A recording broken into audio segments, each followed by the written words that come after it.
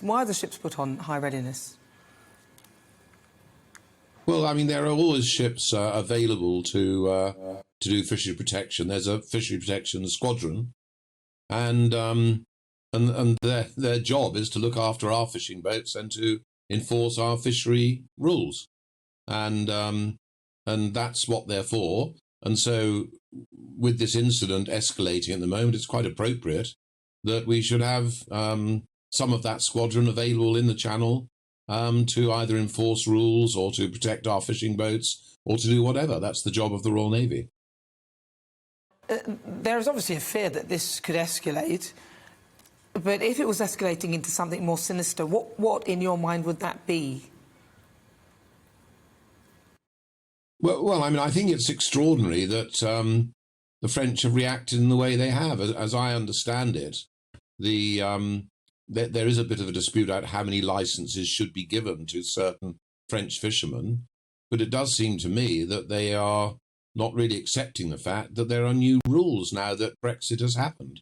And certainly a large number of EU fishing vessels have been given rights to fish in British waters, but these are now British waters.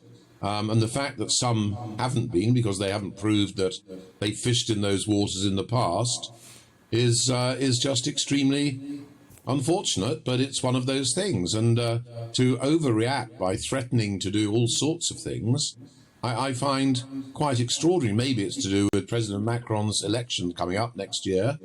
But, you know, threatening to cut power to the island of Jersey. There's talk possibly of a blockade of the harbour there.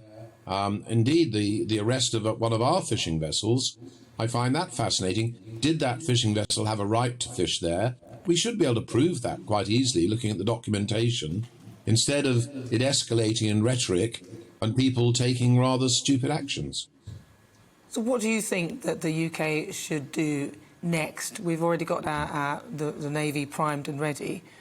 If the French persist with this and continue to say, for example, they would cut off power as they've been threatening to do, what do you think the reaction would be to something like that?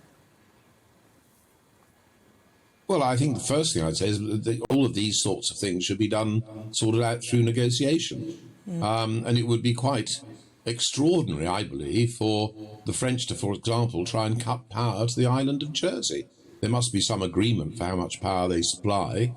And I'd have thought we deal straight with the EU, and the EU should take France to task about how they're behaving. The EU are responsible for actions with other countries, for those nations within the EU.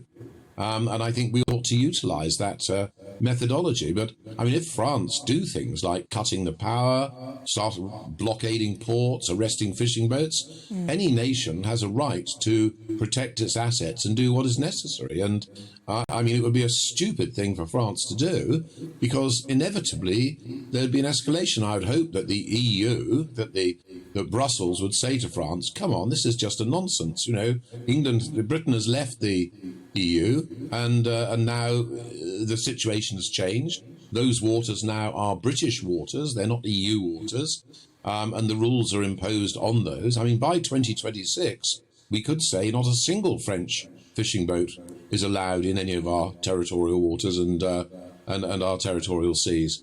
I mean, maybe that would give them quite a shock, really, if that happened. But we don't want to go down this sort of route. It's madness, and you get escalation. And if you find ships confronting each other, something silly happens, someone will get killed, and it gets worse and worse.